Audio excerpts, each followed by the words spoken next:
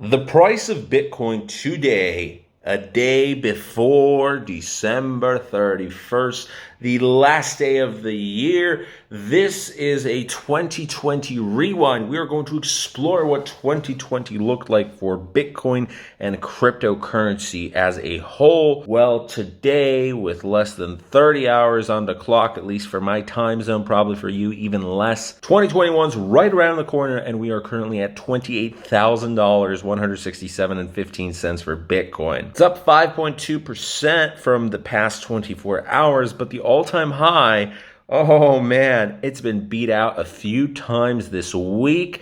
And this month, December 2020, will go down in the history books as one of the craziest months ever for cryptocurrency. So with that out of the way, let's roll the intro and let's discuss.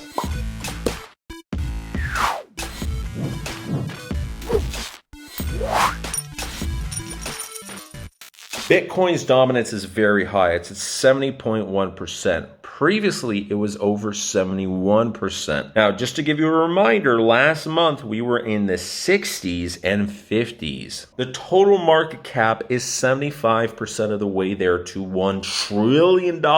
We've never made it to 1 trillion. We've never made it to 900 billion. We have been to 800 billion, and we have been here before. Total 24-hour volume is absolutely nuts. It's over 205 billion. Of that, for Bitcoin, the past 24 hours, oh my goodness, $53 billion. That is half of Bill Gates right there. That is the entire GDP of multiple countries. Oh man, it's a lot of money in the past 24 hours. Bitcoin's 24-hour low here is $26,292.34. Its 24-hour high is actually the all-time high of $28,000, $537.06. Now, this is from CoinMarketCap, so there have been exchanges that actually have hit 28,600, and that means we are $1,400 away from $30,000, because right now we are back in an uptrend.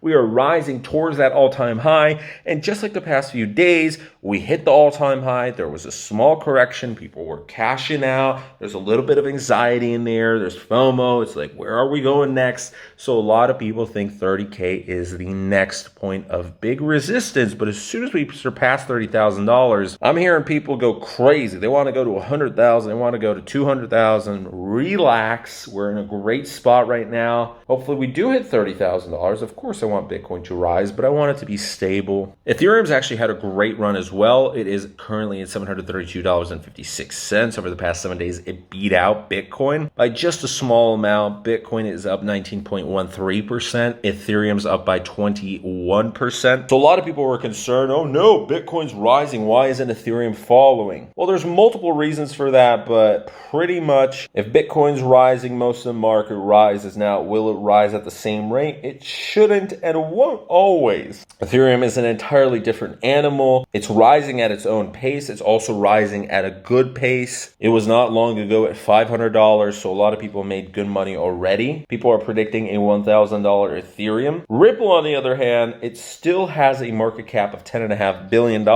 but it has fallen to 22 cents. It's had a pretty bad week, and we're going to be discussing about that in the SEC. But why did Bitcoin, remember, Bitcoin was at $4,000, actually below $4,000 in March. So why did Bitcoin go from $3,000 something to almost 29,000, almost 30K, so almost 8, 9, 10x, depends on where this train's stopping. Well, why did that happen? First of all, it fell back in March and April because of the Black Swan event. Just like stocks, just like the entire world was collapsing because of lockdowns, because of coronavirus. And that meant for a brief period of time, it was following what the entire world was going through. And then people realized, oh, hey, this might actually turn out to be a longer event than a week or a few days. It's temporary, sure, but what's going on? We can't trust the government. We can't trust the banks. People started getting bankruptcies. People started closing down their shops.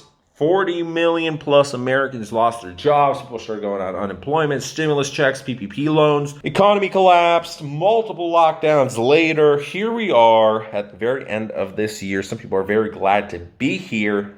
And Bitcoin rose due to multiple events that were just supposed to happen anyways. Bitcoin was in a very long bear market cycle. A lot of people were tired. There was the Bitcoin halvening just based off of the past history of Bitcoin in 2012 and in 2016. Usually there's a huge feeding frenzy around the Bitcoin halving. Then afterwards, sometime afterwards, whether it's a few weeks, a few months, it starts to go up. That happened. There was a long period of stability. After this bearish market, people were upset. They were done with it. Then comes the Black Swan event and the big boys, the institutional investors. So there was external factors and internal factors where institutional big boys started investing billions of dollars into Bitcoin. So one of these guys was MicroStrategy. So they bought over $1 billion worth of Bitcoin. That is no small sum. Next, we have Grayscale. We had the Guggenheim Institute. We had multiple institutions that were investing hundreds of millions of dollars worth of Bitcoin being bought up. For some of these guys, it was a few percent of their total assets. It was nothing. They were just diversifying. They wanted for some of their assets to be in cryptocurrency. They saw an opportunity for Bitcoin. They saw it was rising, and currently they're all up. As soon as the normal investor started saying, hey, these guys from Wall Street are buying in, and they're buying in at hundreds of millions of dollars or billions even, they were interested to buy $5,000, $10,000, maybe one Bitcoin. Oh no, Bitcoin's going up. Let me snatch that one Bitcoin at least. So average Joe Schmo wanted to get a piece of the action. FOMO started setting in. You had institutional investors. You had a lot of external factors. You had PayPal come in. You had JP Morgan Chase. Facebook Libra is back in action. You had some regulation, of course. You had some positive stuff happening from government action. You had some negative stuff happening from government action. And sometimes these negative events, well, they would scare the average person. And that mistrust of the government, the mistrust of these banks during this pandemic, during their handling of this situation, some of them went into Bitcoin. There was a flash crash in 2020 because of the Black Swan event. There was warnings of regulation, so people were a little bit worried. But overall, we have hit almost the same numbers in terms of total market capitalization, and we've hit better numbers for Bitcoin's price than 2017, 2018, and we've achieved it in a better format. It's been a lot more stabler. Then we also had the unstable side of 2020 with DeFi and wrapped Bitcoin and wrapped Ethereum, and sure, some people made millions of dollars and 600% in loans, and why earn having a higher price in Bitcoin and then dropping down? But DeFi is a topic for another day. There was a lot of data. A lot of people want to get in on cryptocurrency, not because of the investment side, but there's a lot more companies coming on. They're seeing this revolution. Technology is advancing. They want to be involved with it. There's more jobs available. And of course, there's more Bitcoin ATMs and cryptocurrency ATMs in general. We've grew from below $10,000 now. We've grew from below 10,000 ATMs, now approaching 15,000 ATMs. So first Bitcoin hit 5,000, 10,000, 20,000, 25,000.